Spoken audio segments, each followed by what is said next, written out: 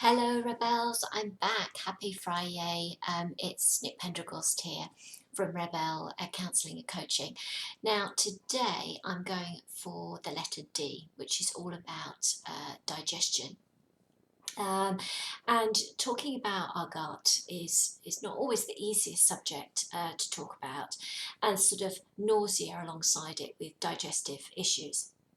And I'm going to make a reference to Davina at the end and some of the work that she's been doing. Now, I wonder if this sounds familiar, that in the past you've got up, you've enjoyed breakfast, and you've cracked on with your daily schedule. But I wonder if now, first things in the morning, that actually when you get up, you actually feel quite nauseous and you're saying to yourself, no, hang on a minute, this isn't morning sickness. And actually eating something is the last thing on your mind, and just wondering what's brought on that feeling of nausea. And actually, yes, nausea and digestive issues can be symptoms, again, of the perimenopause and menopause. And what we do know, it's more likely to occur in the perimenopause and especially in the morning, which is actually quite interesting because having been through the menopause, I'm actually still experiencing that nausea first thing. And one of the theories why it happens is that it's the low levels of progesterone that can actually lead to gastrointestinal problems like bloating, heartburn, indigestion, flatulence, to name just a few. And which all of those can cause us to feel really ick. So there are other perimenopause, menopause symptoms like fatigue and anxiety that can also cause nausea and digestive problems too. And we all know that the gut is our second brain, so if we do get stressful, it kind of can send our gut into overdrive. So those of you that experience stress and anxiety and it does go to your gut, then you may well experience sort of symptoms of IBS too.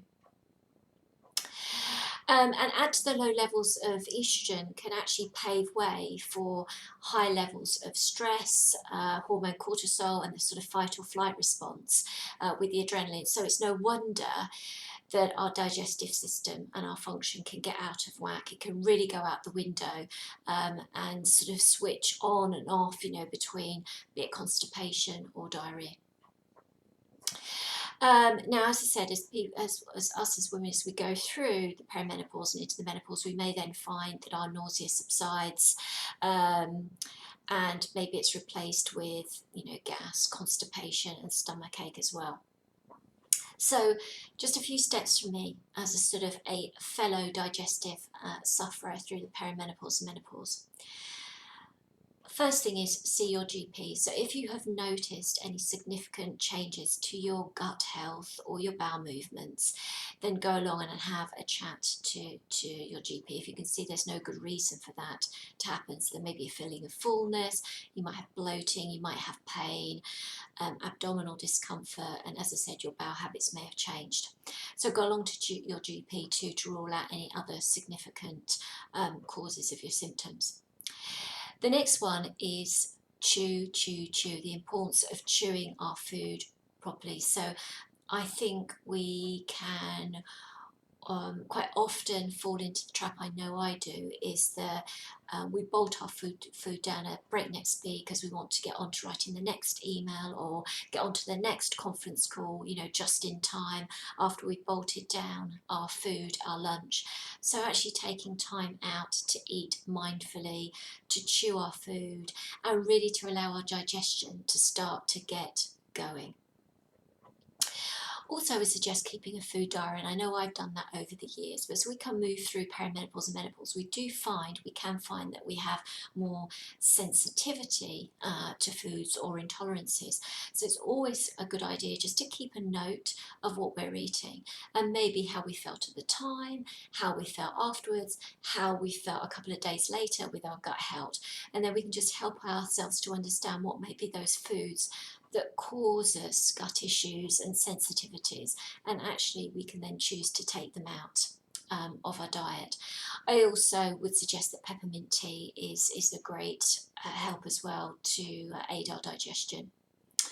And then eating little and often, and it's whatever works for you really, then rather than having 3 ample meals a day, you might find it helpful to have sort of smaller sort of snack type meals throughout the day, and then it sort of weighs less heavy on our digestive system. It gives our digestive system a chance to actually to work, to digest, to process our food.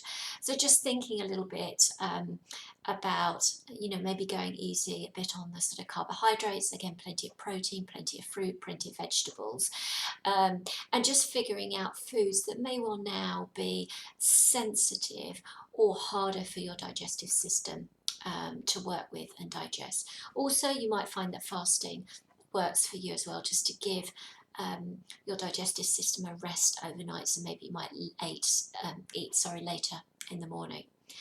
And then what I find quite useful is sipping water throughout the day. So we know it's important to stay hydrated to aid our digestive system, and recommended that you drink 2 litres of water a day, but maybe sipping water through the day rather than sort of bolting it down when we sort of suddenly forget that we need to drink would be really helpful, again, to aid our digestive system.